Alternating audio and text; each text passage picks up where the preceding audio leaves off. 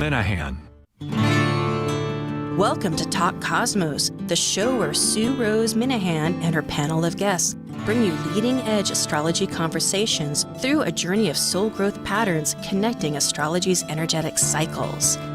Get ready to understand your path in the cosmic roots of the stars. Just before the winter solstice, which is the subject for this conversation, and it's with the panel Archetypal Symbols. And we have a special guest, Israel Ajose, the president of Astrological Lodge of London. So all of that will follow. Briefly speaking, the winter solstice is when the sun reaches that world point on the axis, the meridian point. All this is astronomy we can learn at 0 degrees Capricorn. And archetypal symbols, well, that will be described too. So we are ready now for archetypal symbols. Thank you. Synthesizing the current archetypal new moon energies through weaving symbol systems such as Sabian symbols, numerology, Mayan novel energy days, or even tarot, connecting to the astrological data and concepts for planets and cosmos. This is your Archetypal Symbols panel. I'm Sue Minahan, the founder of Talk Cosmos, an eclectic evolutionary astrologer, consultant, certified color energy life coach, vice president of the Washington State Astrological Association, member of Kepler Astrology. For those that do not, that are on podcast, I did find my bio here. Israel has a diploma psychology of astrology, completing full honors in psychological astrology at the Center of Psychological Astrology in London with Liz Green. He's a full-time practitioner and teacher of astrology, tarot, philosophical, and esoteric teachings. And Israel combines the traditional, medieval, psychological, and Vedic Jyotish techniques to provide guidance, answers, and consultations to students that are both the worldwide. And currently, Israel is the president of the Astrological Lodge of London. And much of his studies and practices include cosmology, mythology, occult sciences, Kabbalah, shamanism, and divination. And his personal URL is sacredplanets.com, and you can always email him at astrologyofthesoul@gmail.com. All that can be found on Talk Cosmos under the 5th season and 6th season bio and information. Thank you. I'm so glad to have you again, always. And I might say Israel's also a member of the Astro Jam that we do quarterly. Yeah. So hello, Israel, Justin, Liz. Hello. Hello. Hey. Good to be here. Great to be back and finishing up another year and starting a new one. Exactly. So I think I'll just leave the comments open here. If anybody has, just without even looking at the charts, a thought about this solstice coming up, or unless you want to look at the well, it's like the leaves are all shedded off the trees around my house now, and so it's time to do that root or under the ground work or inner work. And so it's like that's the main focus, in my opinion. It's true. Yeah. And yes. Yeah, I was just going to say, it's that time of year. Year seems to have gone quick. Well, for me at least. Anyway, it seems like it was just a couple of weeks ago we were, analyzing or looking at the winter solstice of 2021. But such is life, I guess. But yeah, it is that time where it's this time of the year is always associated with, if you want to say, the endings and new beginnings, because obviously somewhat a week later we do have the new year also as well, which coincides with that. The ancient Romans. Greeks, Romans had a deity known as Janus, where we get the word January from, that had two faces, one facing left, one facing right, which symbolized, one facing the end of the year and one facing the beginning of the year. So we're kind of at that very, we could say sensitive, but very powerful turning point. where it's the end of the old in with the new. Also, for us in the Northern Hemisphere, it's the beginning of that, or, of the winter season. Of course, that's the official day of the winter season, and like was said, leaves are dropping off. With animals are going into hibernation, and making sure they've all stocked up their food and they've eaten, and they're going into that cold period, which is often also synchronous, or is often used as symbolically as perhaps maybe one's dying phase of life, sometimes old age, which is obviously, we can see where the connection is, because the zodiac sign that begins the winter solstice is Capricorn, which is ruled by Saturn, and he's the god of time, the god of age, maturity. So we see all of these archetypes at work. It's a real powerful moment, and it's a time for us to somewhat consolidate, the year that is coming to an end, but also plant those seeds for what is to come also as well. And just when we start anything in life, it's never easy. We have to go through that. When a seed is planted, it has to go through that a difficult period before something springs up, which will be 3 months later when we have the autumn equinox, and things then start to spring to life. So it's a very crucial, very important time of the year, hence why we have the festive seasons. And again, all cultures would have some kind of a, festive, amongst the Jewish people, today's the beginning of Hanukkah, again, festival of lights. For Christians, of course, it's the birth of Jesus. So we have, various amongst the pagan traditions, Saturnalia, so many celebrations all throughout the world, throughout various cultures, acknowledge this time of the year, which is extremely, very, very important, and to definitely take on board and to discuss, and what can we expect also as well, with Yes. Yeah.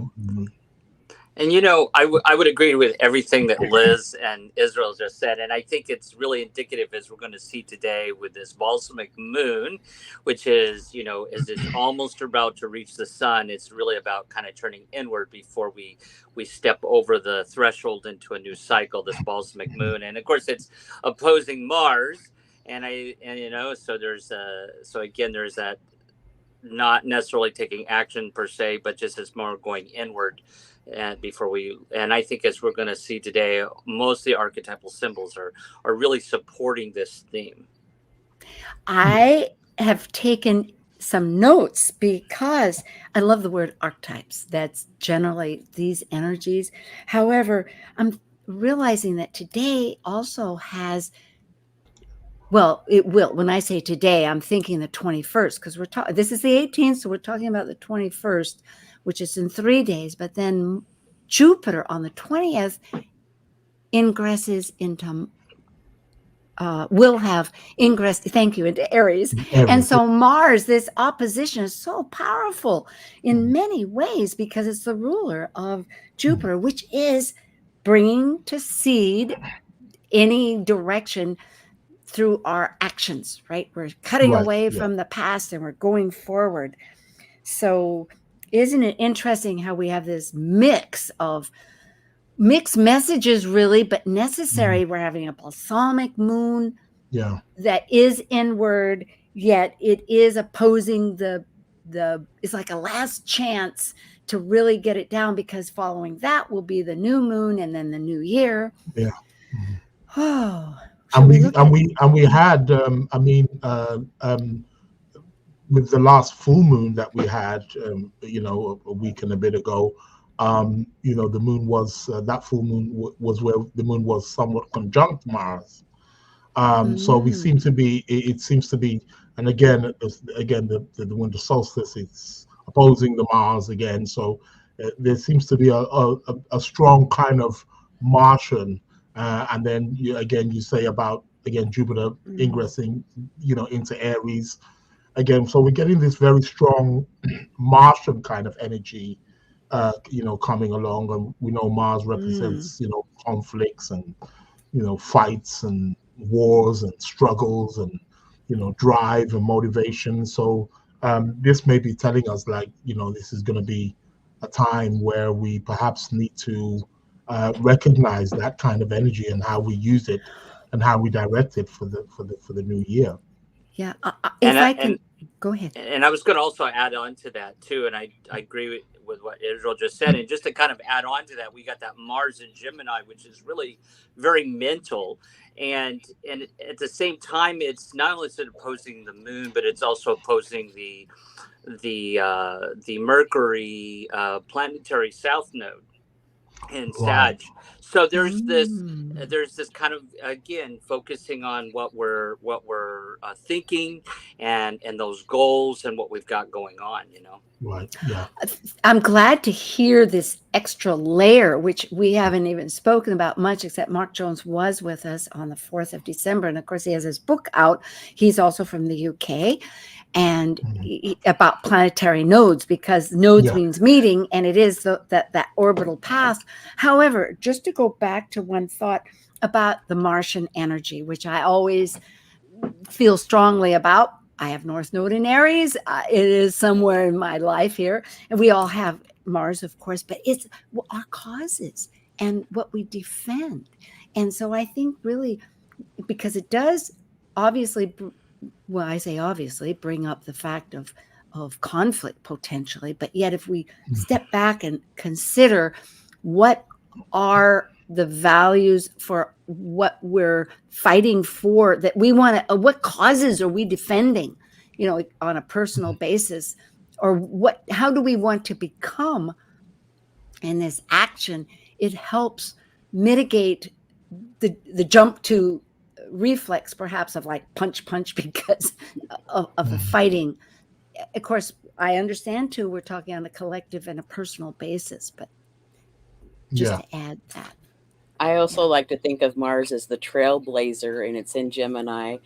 Ruling Mercury are ideas and thoughts. So it's like, I would imagine that some people are coming up with some ingenious ideas that maybe they don't even realize that they've come up with. And we did have the nuclear fusion this last week. So that, they've been talking about that for years. So that idea has come to fruition now. Right. Yeah. Good stuff. Yeah. Let's have the slides, Nathan, if we can. Thank you, all four of you, all of us. Thank you. Excellent. All four of us. Yes, exactly. I'm going to transcribe these, and I realize how I talk. It's like, I have to consider this. Okay, here we go. And this if people that are listening in podcasts, we do have a slide showing our URLs, contacts, and that. However, just go to Talk Cosmos, because website, it has all of this information too.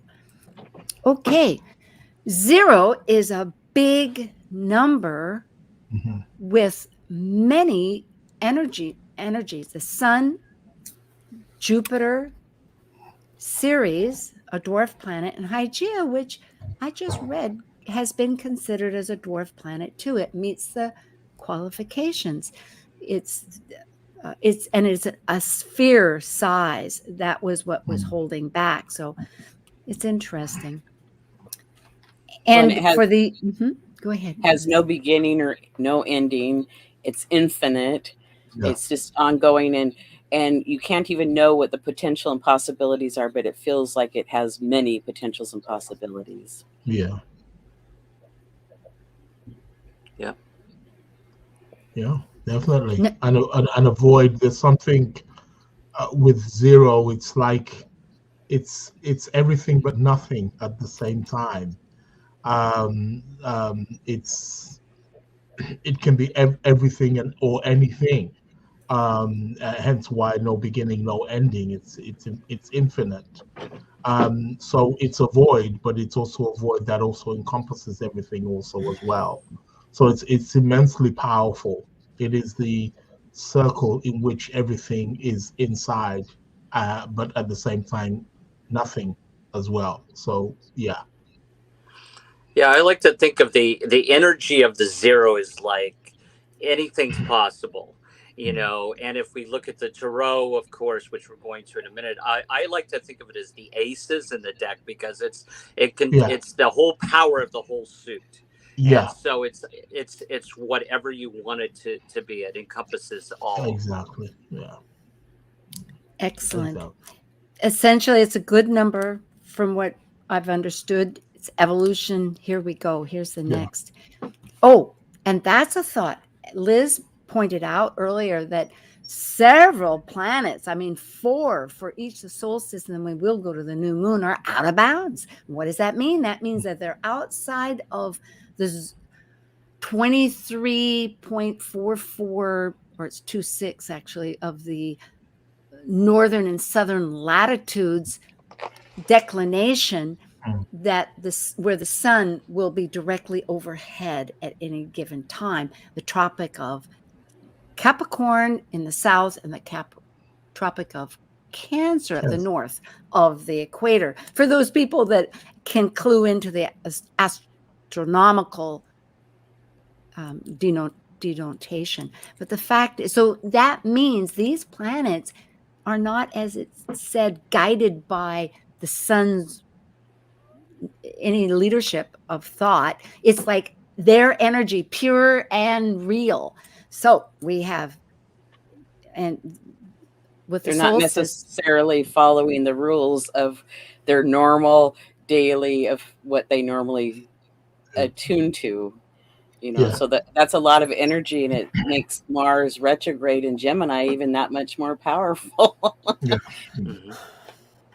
Is it fair to say that they are likely more, if they're out of bounds, there's something about it that makes them somewhat function maybe out of character in some kind of way, that they're not within the rules or the regulations, or it's almost like they're doing their thing. They're outside of certain rules or bounds in some kind of, so they're not bound to a specific rule or regulation which they would normally be bound to.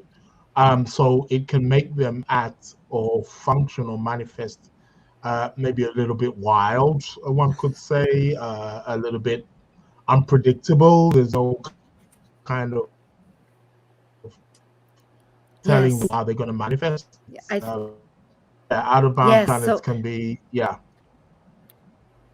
so we have for solstice, and I think Justin may have something here too, but for the solstice coming up on the 21st, the difference will be Mercury. And then for both solstice and new moon, it'll include Venus and Mars, and Pallas Athena, the asteroid. So for the new moon, instead of Mercury, it'll be the moon, and which has been out of bounds for a long time. It goes through a 10-year cycle, I think, and it's in this out of bounds cycle. So we'll be experiencing it quite a bit, which is important. The moon is our story. It's our emotional basis. It's what we create our lives through, our habits and memories. Yeah. But along with it will be Venus, Mars, and Pallas Athena. Wow. Yeah. Yeah. Yes. That's potent, isn't it? Yeah. I know. Thank you, Liz, for bringing this up. Okay, so we have tarot card. There's many facets to understand energy. And the Fool, for 0. And I found 3 descriptions that illustrate it, because reading the Fool, if the character looks to the right, that's the soul, the solar path of the consciousness. If it's to the left, it's the yin of the unconscious direction. If it's straight ahead, and also it's in these pictures, it's depicted as the masculine, the feminine, and then the gesture. So it incorporates all of it. So it kind of reminds me of what Israel was saying earlier about the character Janus, as we know, the myth there of the 2 faces and looking either way. So I think that just reminds me of that. Still, the whole thing there. When it's like starting a journey or a new opportunity and really not knowing where it's going to go. It's like Microsoft started in a garage and look at how it grew. It's like, I don't know if they ever even knew what the potential for it was, but it's like, or it can flop, or it can flop really fast. I mean, it can be either way. Yeah, it's opportunity. Go ahead, Israel. Yeah, opportunity, and just like Justin stated earlier on, it's like the ace in the cards. That's why normally when people are playing cards, the ace can be anything. It doesn't. It's not like, oh, it can be anything you want it to be. Hence why when people have aces, they're playing 21 or some blackjack, it's like, well, you got a good hand because you got these cards, these aces that can be anything you want them to be. They're not limited to anything. So the Fool, definitely goes into that. And very often also with the tarot card, the Rider-Waite one, which we still see the same archetype with many others.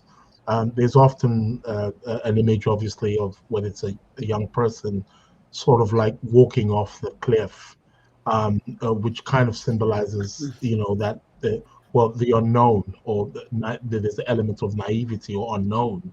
You're going into this world that's, it's a beginning of a journey, and there's no telling what's going to happen or where it's going. It's, you're in no man's land, so to speak. And yes, there is some danger there, but there's also full of potential and full of excitement and full of growth and inspiration and many other things that that we encounter on our journey through life.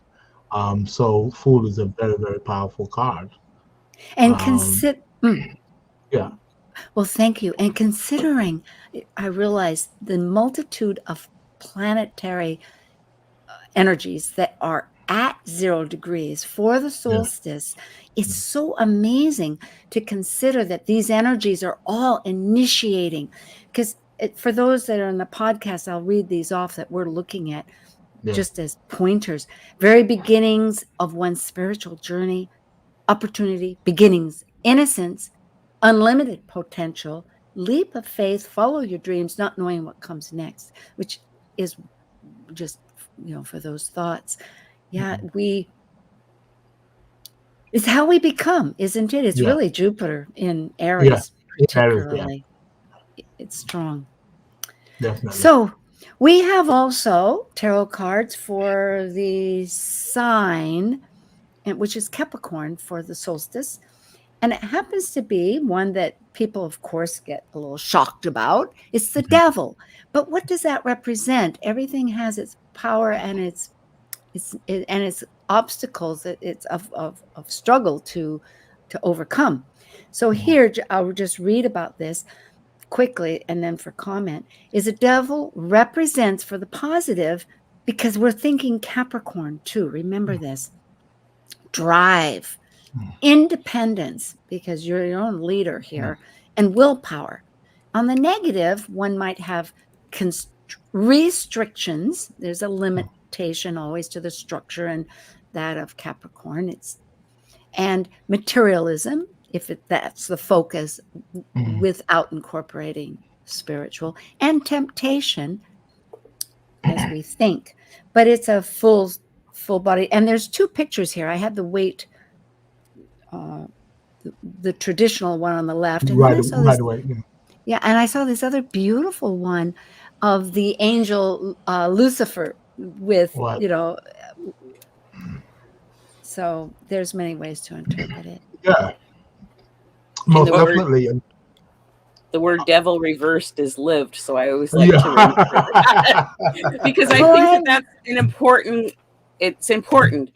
And, we in the Rider-Waite, we can see the 2 individuals with chains around their neck, but it doesn't necessarily mean that, you could lift that over their head, but it's responsibilities. What responsibilities do we obligate ourselves to? Sometimes we obligate unnecessarily, but sometimes we do it for the greater good or to even move a project forward or ourselves forward.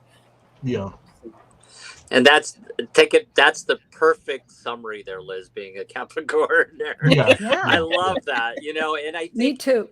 as we see in the Sabian symbols, I think this is going, as we get to that this is really going to kind of flesh out to where it's really about the right structure and authority as we empower and being empowered as we move into this new cycle. Yeah, right? Structure and definitely. authority. Oh boy. And Well, restriction could be a neutral one, because if we didn't have a speed limit, it might get kind of dicey trying to drive around with some people going Of course. 20 and some people going 100. And, Of you know, course. that could get kind of dicey. But anyway, but I understand the point. So. And it's for social order, isn't it, in many ways? Because come to think of it, on the Aries concept, it's like, well, wait a minute, I got to, there's all this self-focus, but this in this archetypal in the 10th house at the MC, as we call it, there is a social structure. Shall I go to the next? Okay. Yeah. So Sabian symbols, that's another aspect that we encounter to describe the energies. And these are created by clairvoyant Elsie Wheeler in 1925 with the astrologer Mark, that's M-A-R-C, Edmund Jones. And I'll read this off for people for the podcast. A single Sabian symbol image represents the spiritual essence for each of the 360 degrees of the entire 12-sign zodiac horoscope. Therefore, Sabian symbols offer a spiritual, insightful expression of energies. So looking at this chart, this is the Winter Solstice chart for December 21st, 2022 in Greenwich, UK, which we could think of as a world chart because that's where time begins. It's in Greenwich, just outside of London, where Israel's located. And that happens to be at 9:48 and 2 seconds in the evening, UT time. So what we have is we have a cardinal T-square with all these 0-degree energies that happen to all be in cardinal energies. And then we also have a mutable, that's a T-square. Then we have a mutable grand square where there's 4 of them, mutable with the Mars, Moon, Vesta, and the ascendant for the world chart. And then to remember, too, that Haumea, which is a dwarf planet, just ingressed Scorpio. It's a 50-year transit. So on November 12th, and it will be until 2050. And Haumea is a Hawaiian goddess of prolific birth and rebirth, and the mother of Pele, the only one that she created as legend the natural way through the womb. All the others are throughout her entire body.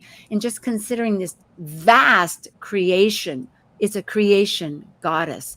And therefore in Scorpio, it shows that this rebirth, if we think of it as Pele, is not an easy affair. It's through great duress, but it is that process. And at the moment, a consideration that it's in conjunct, that's 150 degrees, which doesn't have common territory, but there is a larger purpose if we look at it, with Jupiter that happens to be at 0, the Aries point of 0 degrees Aries. So we can look at that as we like. Yeah. And it's time for a break. Oh, is it? Oh, goodness. Thank you. All right. Well, with that, we will return December 18th with Archetypal Symbols.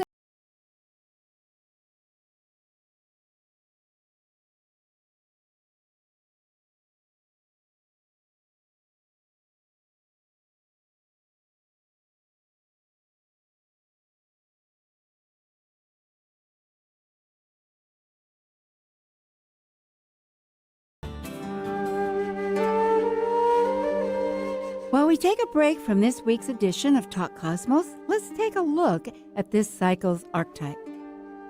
We are currently in the yin period of Capricorn, ruled by Saturn, the furthest visible planet by the eye.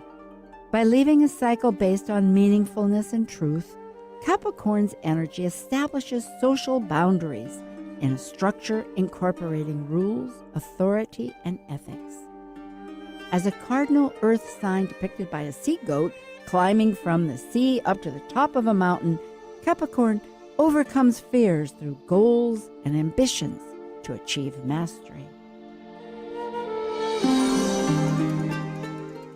This is Martha Norwalk every Sunday morning, beginning at 9 a.m. Thanks in part to the Ananda Institute of Living Yoga, we cover the world of animals. This week, December 25th, it's Christmas and an encore presentation. Tune in to hear my last behavior teaching show with author Walter Stoffel and Nathan. Listen to catch up or to review, because our next live teaching show will be in January. Merry Christmas from Martha Norwalk's Animal World, Sunday morning, 9 a.m. to noon, right here on Alternative Talk, AM 1150. Talk Cosmos brings you leading-edge astrological conversations with hour-long programs each week on KKNW. The show goes live every Sunday from 1 to 2 p.m. Pacific. Talk Cosmos weekly programs are also available to watch live on Facebook and YouTube, along with daily chats throughout the week on the Talk Cosmos YouTube channel. While you're there, make sure you click like and subscribe buttons so you can get the full Talk Cosmos experience. Or, if you'd rather listen to the show archives with audio only, the entire podcast collection since 2018 is available on most podcast carriers. So, grab your coffee, tea, or kombucha and enjoy the show. Talk Cosmos is celebrating its 6th season and has a special gift for everyone listening to the show, a free mini transit reading from your natal chart. This reading can help you discover your life path forward and make you aware of current opportunities and challenges. Talk Cosmos Kaleidoscope Visions panel invites you to participate in this learning experience and to interact with the astrologers reading your chart in 2023 during the monthly Kaleidoscope Visions show. Schedule your mini transit reading and find more information about the panel at talkcosmos.com. We look forward to connecting with you for a free natal chart mini transit reading during the monthly Kaleidoscope Visions show at 1 p.m. Pacific on Talk Cosmos. Tell your friends about Alternative Talk 1150. Hi, we're back again.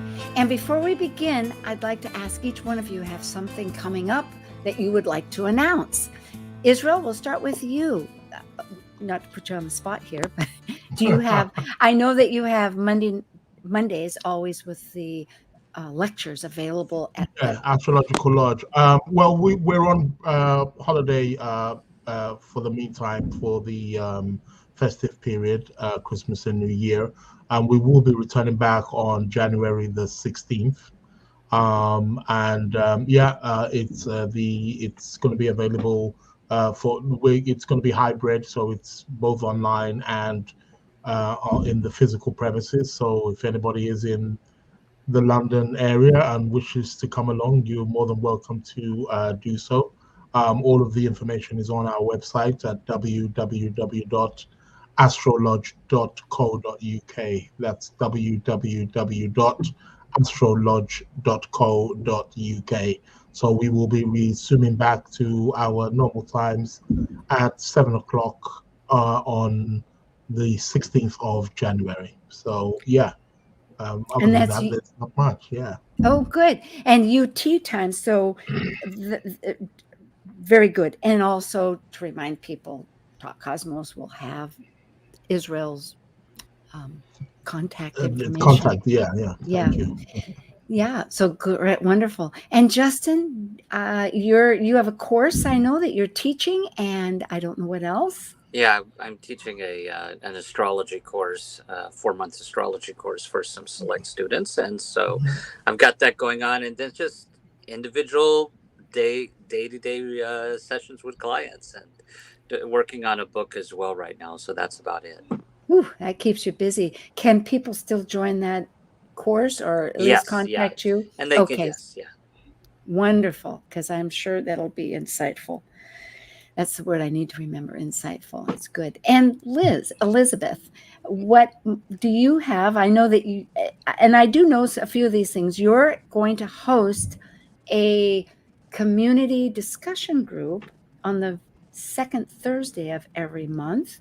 as part of the WASA, Washington State Astrological Association, but it's open to everybody. So I'm stealing your thunder. But that and anything else, please share. Thank you. Well, yes, and that's called Astro Chat. And our January topic will be Mars Direct, and it's 6 p.m. Pacific time. And you can find the link on my website. So you could go to Top Cosmos and find it, or you can Google Washington State Astrological Association. And I hope they have it on there. We'll see. Well, I'm not, yeah. I'm not sure, but yeah, I'm not sure they do that.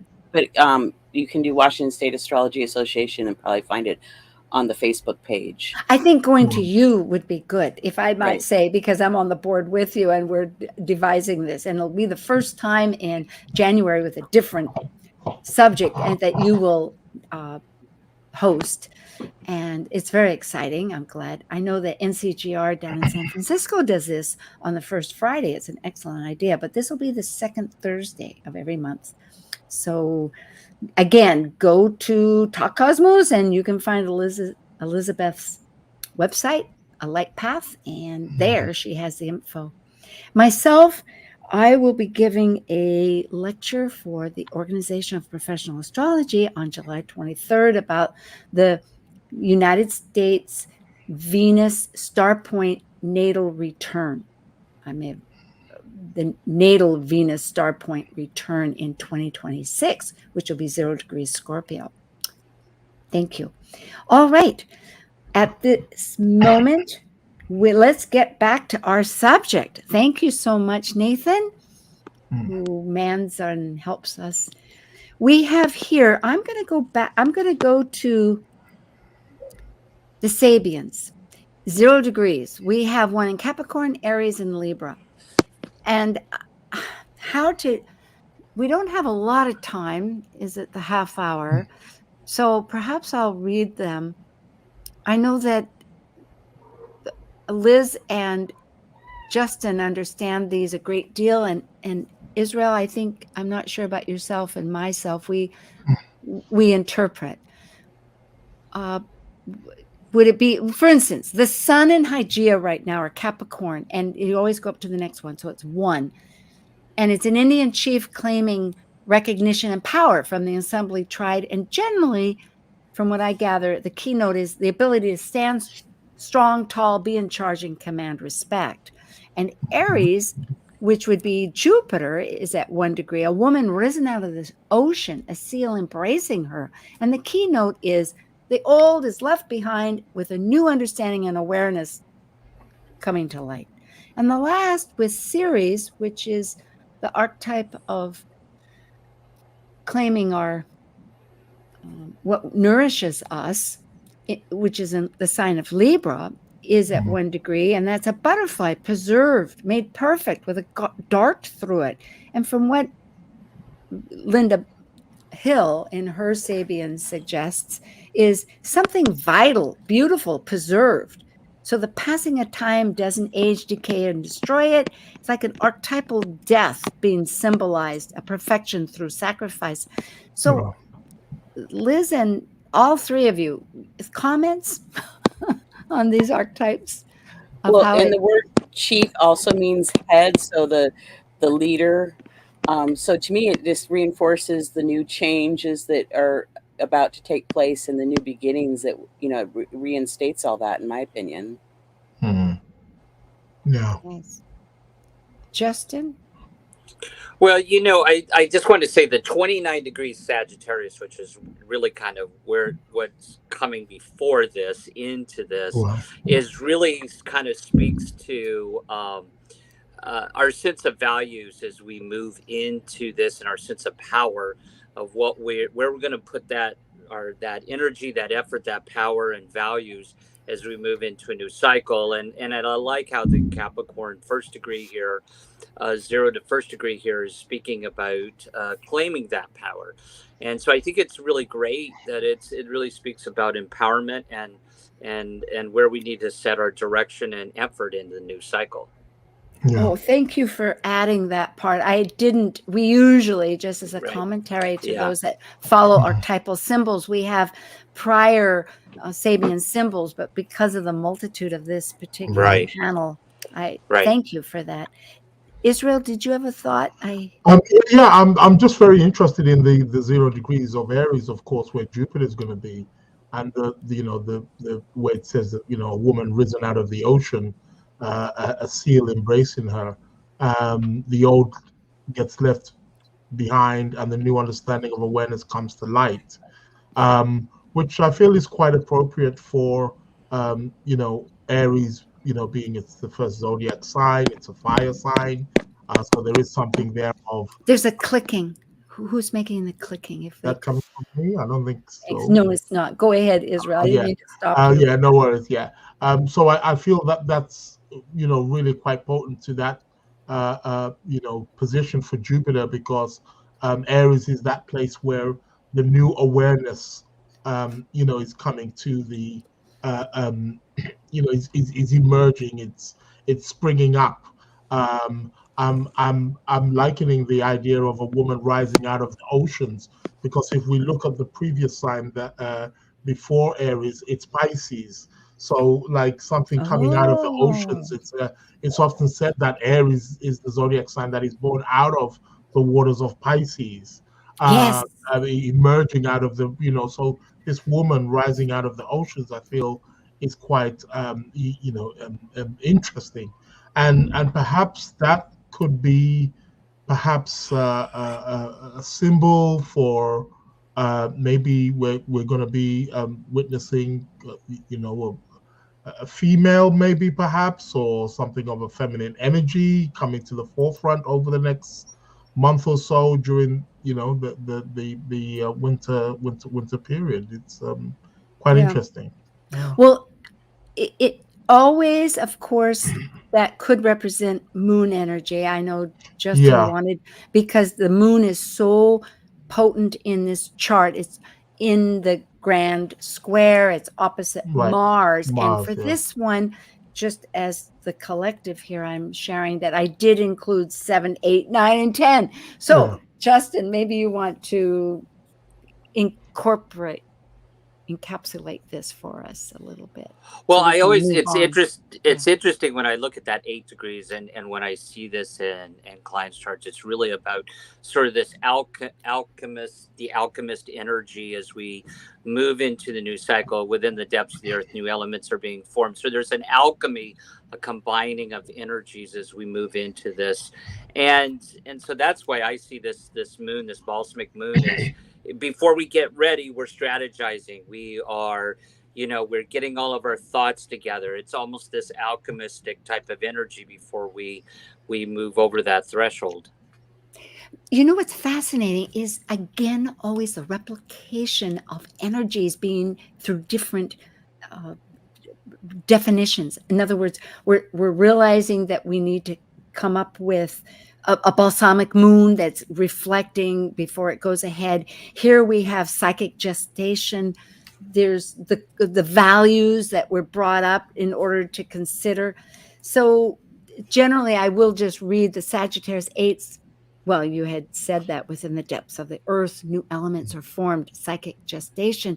And 9, a mother leads her child step by step up a steep stairway, the keynote, social concern. These are with Dane Rudhyar, the great mandala of his. Okay, unless somebody had something more, shall we go back to our chart? Yeah. Okay. Yes. All right. Thank you. Here it is with all the red and blue. So we have the cardinal T-square with the 0 degrees, which cardinal means it's going to be an Aries, Cancer, Libra, and Capricorn. And then mutable, which in this case, which are all 4, which is Gemini, Virgo, Sag, and Pisces, including the ascendant. Thoughts? Yeah. Interesting. Well, the mid's at 29 degrees, so the 2 is partnership, and the 9 is about finishing up and endings, and then it breaks down to 11, so it's leadership and it's a master number, awakening, intuition. So it's like, to me, it's like we were finishing up things, but there's this new beginning coming, and it's with all the zero, it's already telling us that there's a new beginning. So it just reinforces that, in my opinion. Where was that you just began with? I missed that. I'm sorry, Liz. The midheaven's at 29 degrees. Oh, the midheaven. Okay, that's a good focus. I see. So that goes to 11, goes to a master number, and goes to 2. Is that what you're saying? Can you repeat that a little bit? Yeah. Well, 2 is partnership and duality, and then 11 is a master number and having a step up, lead, teach, perhaps, intuitive.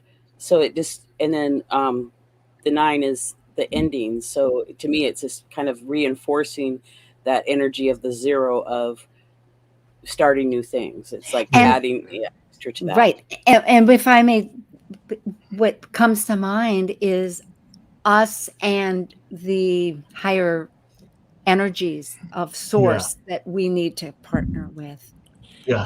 I wanted to say something that jumps out to me about this chart, and is that in it that there's that Hygeia that actually rises right after the sun at 0 degrees there, and it kind of speaks to that the Sabian symbol after that first one that talks about power and authority. Then it's about right use of power and authority. The church, windows being blown out or whatever. There's something here about.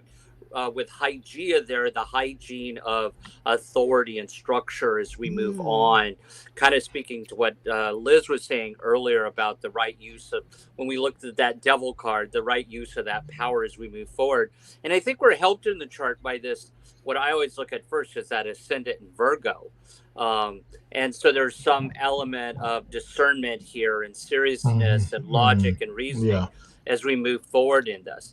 And one other side note here, that 10 degrees Vesta on the descendant is actually on the midheaven on the USA chart at this particular period of time. Oh, wow. Okay.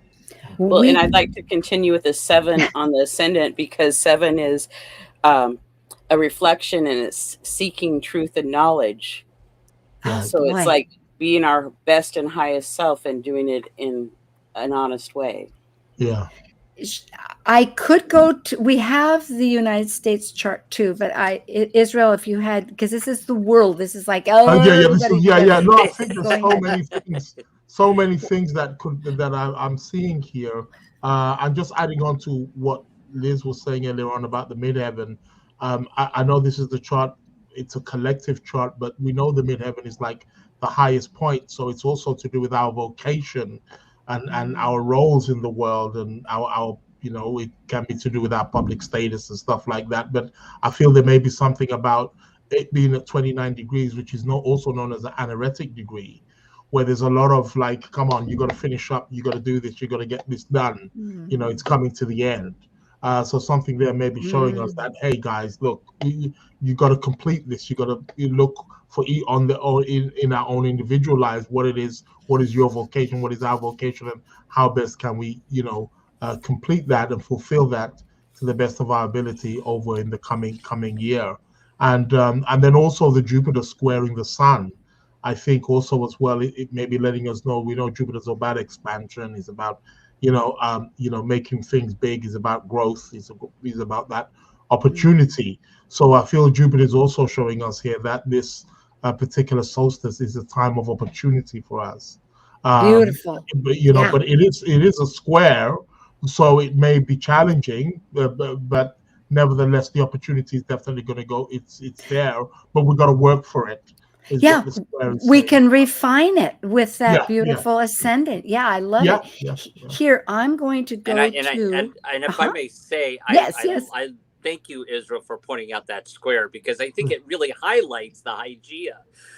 Because when we see Jupiter and Aries squaring a Sun in Capricorn, both at 0 degrees, there's that authority and fight and effort, and so it's really, I think the Hygeia informs us what to pay attention to with that square.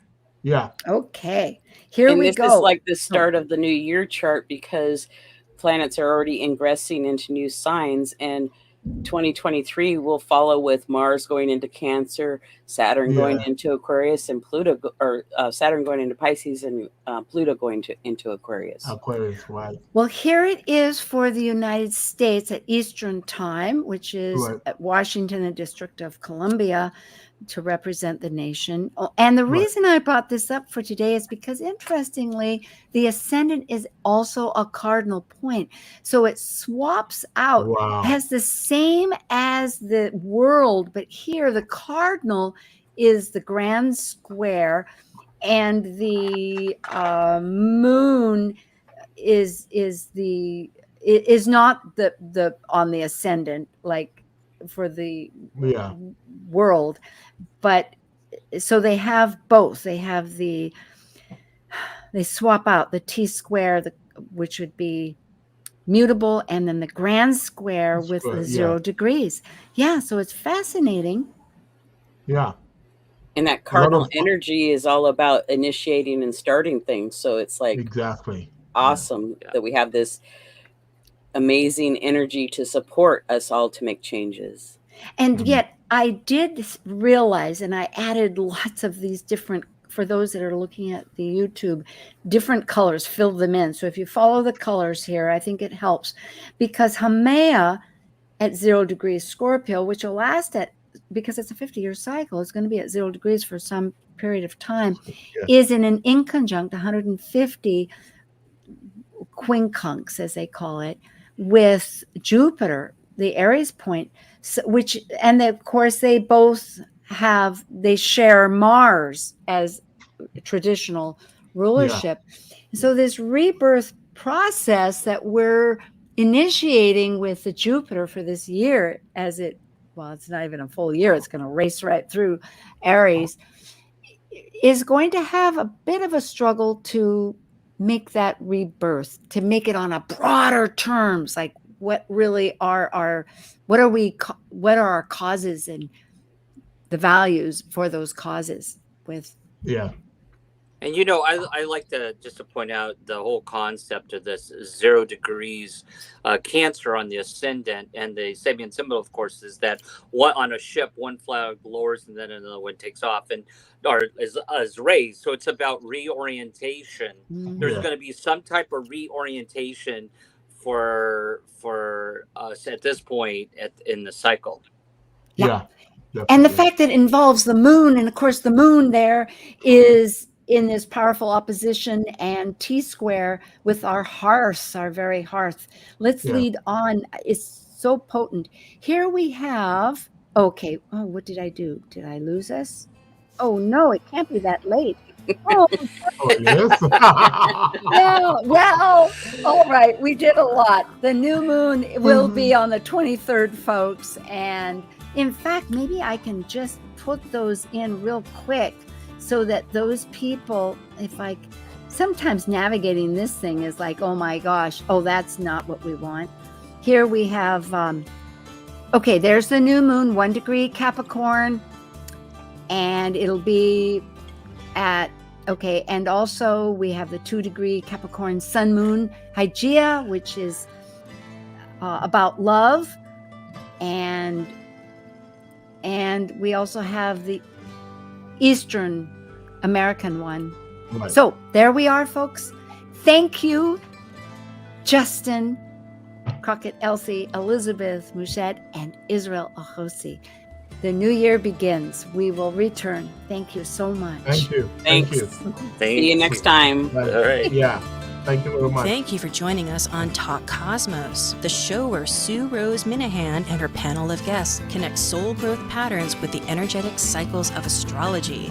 Be sure to tune in next Sunday at 1 p.m. Pacific Time to continue your journey through the roots of the cosmic pathway.